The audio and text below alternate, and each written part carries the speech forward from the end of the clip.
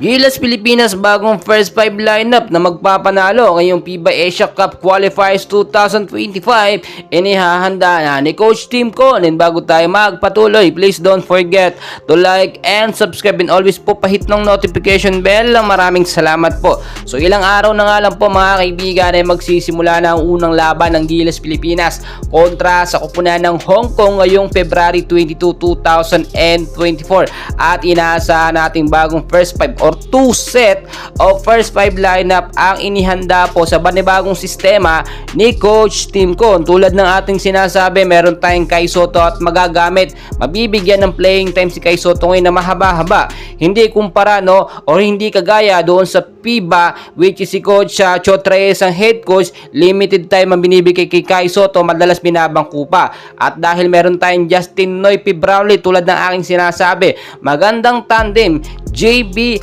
at Kai Sotto bilang isang, alam nyo naman po si Justin Brownlee lahat ng posisyon kayang-kaya niyang laruin at may team chemistry talaga. So unahin na natin yung aking propose first 5 lineup na talagang posibleng gamitin ni Coach Tim Con ngayong FIBA Asia Cup.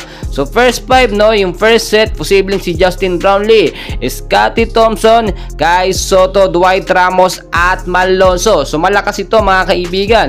Kung titignan nyo, maganda at talagang magpapalakas o magpapatibay ito sa depensa ng Gilas dahil meron tayong Kai Sotto at tulad ng ating sinasabi, nandiyan si JB at si Scotty Thompson. So sa second set ng first 5 lineup ng Gilas Pilipinas na posibleng gamitin din neto nga pong si Coach Tim Con ay ito ating mga panibago second unit tulad na lang ni Junmar Fajardo, CJ Perez, Kevin Kimbao, Chris Newsome at Calvin Optana. So kung titignan nyo, posibleng sa second set o sa second half mapaglaro, mabigyan ng mahabang playing time or magandang playing time. Ito nga pong si Kevin Kimbao which is maganda yung performance dito nga po sa strong group. Ito naman si Junmar Fajardo at CJ Perez, kaya yan pwede o mahuli or may pasok sa second set or sa second half na rin makapaglaro dahil nga po tignan nyo mabuti, hindi pa sila ngayon makasama sa Gilas practice dahil nakafocus pa sila sa finals ng PBA which is posible bang umabot sa game 7.